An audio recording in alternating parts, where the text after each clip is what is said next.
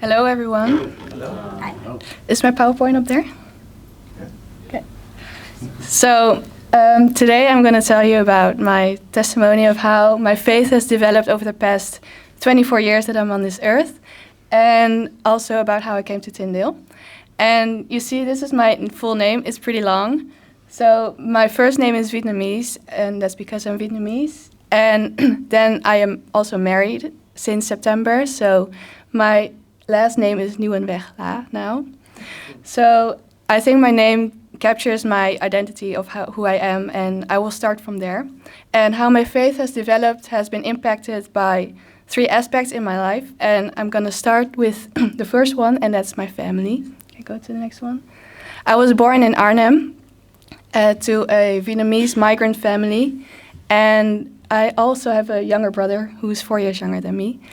And I was born in Arnhem to my parents who are both Christian. And my parents had a church in our house because the Vietnamese community was pretty small in Arnhem. So they started a church in our house, and it was all in Vietnamese. So you could, and it was also started in the year I was born. So you could pretty much say I was born in church. So, but luckily after a year, they started to have their own building. And my dad wasn't a pastor, but my mom was. So my mom has been a great example to me all my life of how she led the church all the way to how it is today. And about church, that's the second aspect in my life that has pretty impacted me. And it's because my brother and I didn't really have any friends in church because we were the only one of our age. There were no children. So we both kind of missed that in our younger years, to share faith, to share our, what we believe or what we had trouble with, to share it with peers. And because we couldn't really share it with our parents because they were both leading the church, and they wanted us to know everything. So I had a difficult time to share things with my parents, everything I was struggling with. But I did have a good foundation in the Bible, and we had our family prayer moments every night, and I had to memorize many verses since I was 3. So ever since I started talking, I pretty much memorized a psalm. So that was a pretty good foundation for my faith. And as you can see, I started playing the piano when I was 5, and my brother as well. So we also did a lot of serving in church when we were older. When I was about 14, I started playing piano for the church worship, and my brother took it over from me when I started studying. But when I was 16, I got baptized because I knew then that I wanted to believe in God, and that I believed. So that was what I knew for certain. However, at that age, friends were pretty important to me. And my friends also started to discover partying, clubbing, drinking alcohol. And I was not allowed to participate in that. So I was having a lot of questions about that, and I couldn't talk with my parents because they would just say, no alcohol, it's wrong, God tells you no, so don't do it. So I believed that for many years, but I did start wondering, why did my friends have so much fun? And it also bonded them, so I felt kind of left out of the group sometimes because they hang out together, and they didn't want to invite me because they knew I wouldn't drink, so I would be left out of that. So I started asking a lot of questions, like, why are they having fun? Why is it a sin? Why are my parents calling it a sin? And why can't I do it? Am I sinning when I drink alcohol of some kind? So I had a lot of questions about sin as well. So I became a little bit influenced by my friends, and I started neglecting the Bible and neglecting God. And I had always believed in Him. That was never lost, but I didn't want to do anything with Him at that moment. So when I was 18, you could go to the next slide. I moved to Amsterdam to study at the University of Amsterdam. I did a bachelor's in interdisciplinary social sciences. And I soon discovered that my friends there had total different worldviews, total different values than me. And if any of you know anything about social sciences, you know that they are really opposing religion, and they don't believe anything that has anything to do with it. And they also had a different view on life.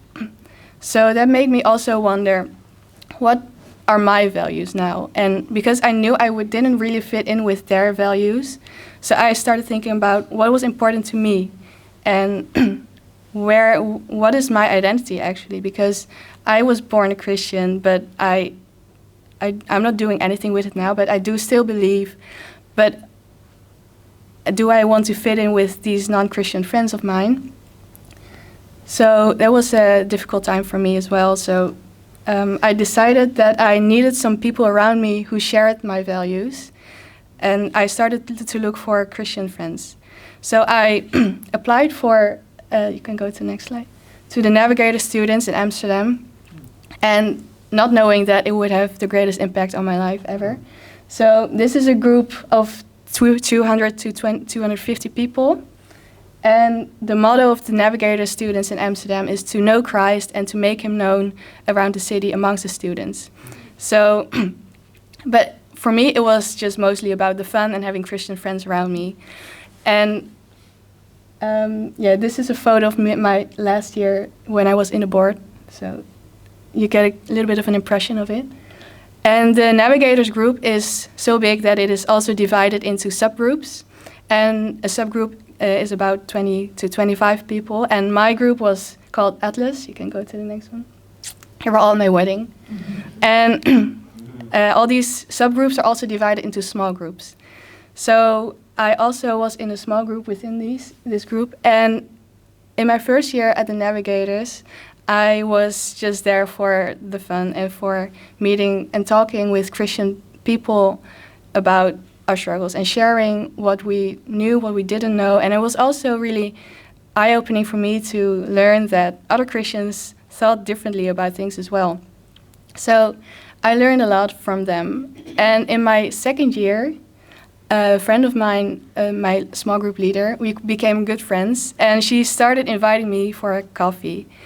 And one day she asked me, "Do you want to read the Bible with me?" And I knew I would feel bad if I would say no. So of course I had to say yes.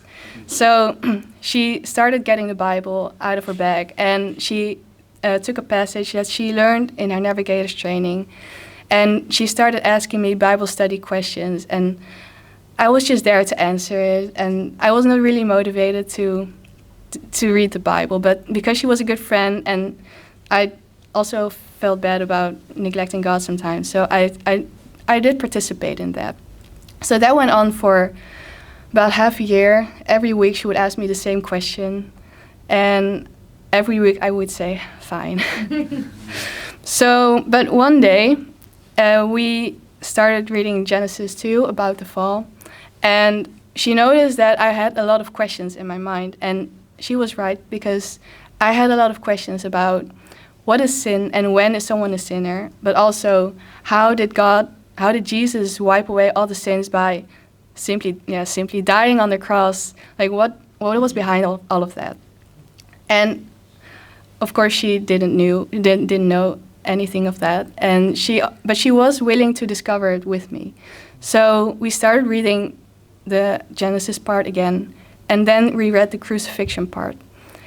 And after reading that, she asked me the same questions again. And suddenly everything just clicked for me. I can only explain it as God opened my eyes for all the truth, but suddenly all my questions in my head, they were gone, and they were all answered. And if you ask me now how and why, all the answers to the questions, I cannot explain it, but everything was just clear to me. And I experienced the Holy Spirit doing that to me, and also renewing my motivation to study the Bible more and to get to know God more and to get closer to Him. So that was really, really impactful in my life. And I'm really grateful for a friend like that who has dragged me all the way, even though I didn't want to. What's the next slide again? Oh, right. Oh, we're not there yet. Go back. You go back. Yeah. So eventually I was doing my bachelor's thesis, and I had the interest to do something with theology, and my thesis got extended, so I had the opportunity to do a minor, and I wanted to do one in theology, but there was none at the University of Amsterdam or at the Free University. So I was kind of bummed about that, but there was a minor in modern Hebrew, so I took a few classes of modern Hebrew, but then I dropped it because the grammar was too difficult and the oral exams were so difficult, so I just could not do it. But it did give me a good foundation in like understanding a little bit of Hebrew, biblical Hebrew. So I had a lot of interest in learning original languages from the Bible because I also had Greek for 6 years in high school.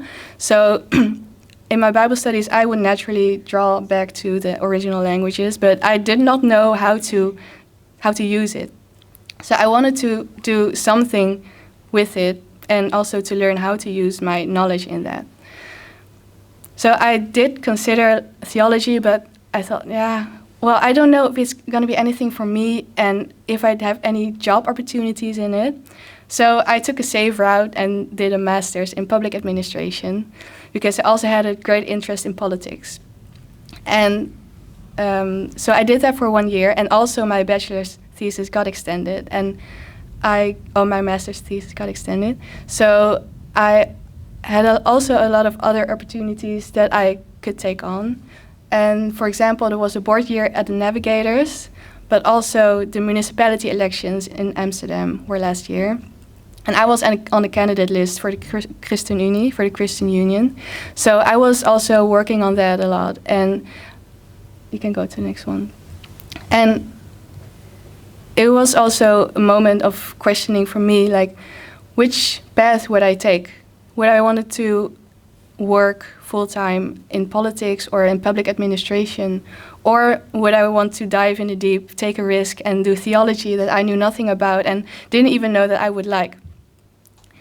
So I had to pray about it a lot, and eventually God showed me that the path He had taken me on in the past 20 years in my life, that He had prepared me for something like theology, and that He's also provided me for financial things and also for support around of my family, my husband, who were very supportive of me doing this. So that was also really giving me a lot of peace about choosing Tyndale. So that is how I came to Tyndale.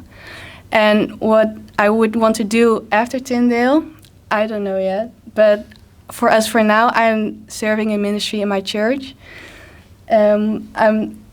I'm doing the worship and the technical team and basically everything they needed me for. It was also also a blessing because during COVID, you could only meet with your family, right? So the four of us were able to keep a live stream going with just the four of us. So it was really a blessing that God gave us the talents that we could fill in all the tasks in the church. So we continue to do that. And it's also a blessing how God has drawn so many more Vietnamese youth now to our church ever since I started Tyndale. And we had never expected that there would be more people from my age going to church, especially Vietnamese who were looking for a church in Arnhem. So that has really gotten us to the question, my family, to the question of, is it now my task to take on this youth and to do ministry with them? And it was really complicated because I'm living in Amsterdam and I'm also married and I also have a life here, so I would travel back every month. Well, before that, I traveled back every week, but now I do it monthly. And it takes a lot of time. So we're still figuring out how to do that. And once in about 2-3 months, we have now a youth service where we do a service in Dutch instead of Vietnamese so that the youth will understand it better. But it's still a question for me how to do it and all the practical issues. So that will be a prayer request for me later. And also, there's also this summer conference group with the Vietnamese churches in Europe that I always attend to yearly. And I'm also organizing the youth program during the summer. And I do have a heart for these people, for second generation Asians. So And I feel like I can relate to them a lot, and that I can reach them in the way that I have been reached by my friend. So I do have a desire for that group to grow in Christ and to get to know Him more.